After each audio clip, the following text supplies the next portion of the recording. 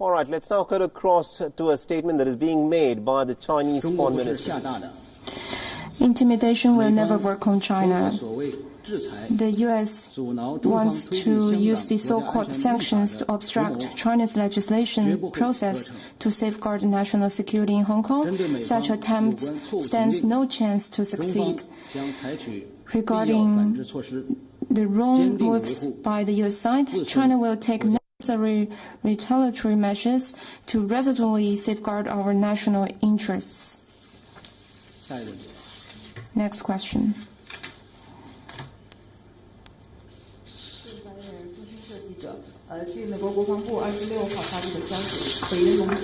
According to the U.S. Defense Department announcement, the EU side says that China's whole government campaign has expanded from the Indian Pacific to the North Pole, Europe, and Africa, which undermines the post-Second World War international facilities. What's your comment? I think the U.S. is just describing what it is practicing. The relevant remarks are shifting blames and ill-intentioned. The international community has seen it clearly. We urge the U.S. side to abandon the Cold War mindset and zero-sum game conception. It should stop presuming others based on its own pattern, stop groundless accusations and slanders against China. Instead, it should do more to contribute to world peace, stability, and prosperity instead of the other way around. Next question. With Global Times, China is strongly concerned about the relevant notice issued by the Indian side. We are checking on and verifying the situation. I want to stress the Chinese government always asks the Chinese businesses to abide by international rules and local laws and regulations in their business cooperation with foreign countries. And the Indian government has a responsibility to uphold the legitimate and legal rights of the international investors, including the Chinese ones. The practical cooperation between China and India is actually mutually beneficial and a win-win. Such a pattern has been artificially undermined. It's not in the interest of the Indian side. All right, so that was China's Foreign Ministry spokesperson Zhao Lijian there, reacting to India having banned the 59 Chinese mobile phone apps. He said that China is strongly concerned and is verifying the situation. He also went on to reiterate that cooperation between India and China will be a win-win situation. Some interesting words there by the Chinese Foreign Ministry spokesperson. Let's listen in to what Zhao Lijian had to say again.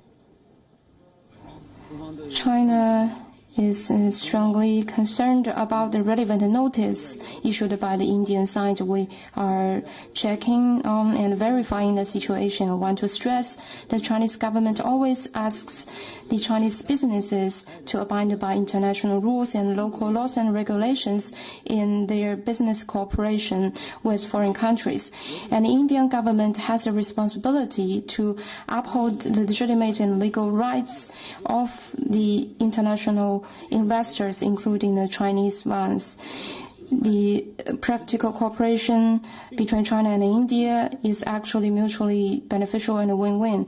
Such a pattern has been artificially undermined. It's not in the interest of the Indian side. All right, so that was China's Foreign Ministry's spokesperson Zhao Lijian there, reacting to India's decision to ban 59 Chinese apps in India, including the likes of TikTok, Weibo, etc. Now, these apps, remember, were banned by the Indian government yesterday night. The spokesperson of the Chinese Foreign Ministry has said that China is extremely concerned about the situation and is in the process of verifying developments. This is the latest bit of information. He also went on to reiterate that cooperation between India and China is going to be a win-win for both the nations. perhaps in some ways displaying some amount of concern in terms of what this would mean financially for these Chinese mobile app companies that have made their fortune because of the manner that they have expanded in India. Remember, TikTok, the most successful of all Chinese apps in India, it is used by well over 100 million people actively on a month-to-month basis. So China there displaying some amount of concern for what India has effectively done by stating that 59 of these Chinese apps have now been banned in India. This, remember, is something that has been done because the Indian government had stated that the manner in which these apps act and also the manner in which they operate is prejudicial to the security of India, because also the manner in which it stores the data, the kind of data that in fact it collects. And these are some very serious concerns which the Indian government has put forth. And with this, in the aftermath of the standoff that has taken place in Iraq, the Indian government has decided to take this move, which it appears to have perturbed the Chinese establishment.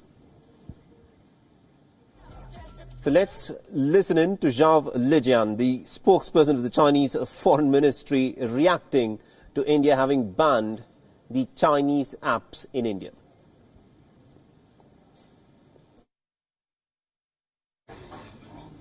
China is strongly concerned about the relevant notice issued by the Indian side. We are checking and verifying the situation. I want to stress the Chinese government always asks the Chinese businesses to abide by international rules and local laws and regulations in their business cooperation with foreign countries.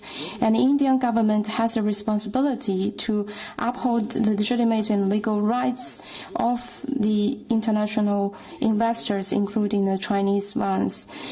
The practical cooperation between China and India is actually mutually beneficial and a win-win. Such a pattern has been artificially undermined. It's not in the interest of the Indian side.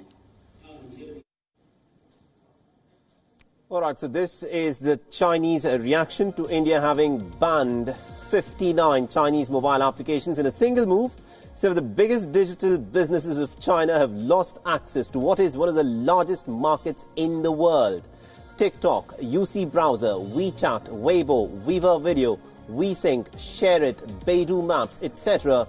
All of these Chinese applications have now been banned in India, and as per experts, this is of course going to be a major blow to China's digital Silk Route, and this is a concern which the Chinese spokesperson has also stated. Now, India has said that these apps are engaged in activities that are prejudicial to the sovereignty and integrity of India. New Delhi has also said that the move will safeguard the interests of crores of Indian internet users. It is a massive move. It is unprecedented in recent history that apps that are so popular, such as TikTok, have now been banned. And these banned Chinese giants will most definitely feel the pinch after being booted from the Indian market. Now, here's what some of these Chinese companies stand to lose. 120 million users would have disappeared from TikTok's global directory. UC Browser would have lost nearly about 130 million of its clientele. ShareIt, the popular file transfer app, was being used, believe it or not, by 400 million Indians every single month. And this represents a huge market loss for these apps. WeChat is also set to lose nearly about 200 million users. Although the app never really caught on with the Indian public. In India, WhatsApp is what works, but WeChat was the Chinese equivalent, although it was much more in terms of its applications than what WhatsApp is presently capable of. Now, these are also the companies who depend on a massive user base to attract advertisements and subscription payments. The loss of a market with almost about 550 million potential users is a big blow to these Chinese tech companies. Now, politically, this also sends across a strong message to China. India has clearly drawn the battle lines, and this is a digital retaliation for the Chinese aggression at the border.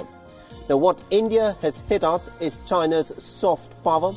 China views technology as its stairway to becoming a superpower, and banning these Chinese apps will mean nipping these ambitions of China in the bud.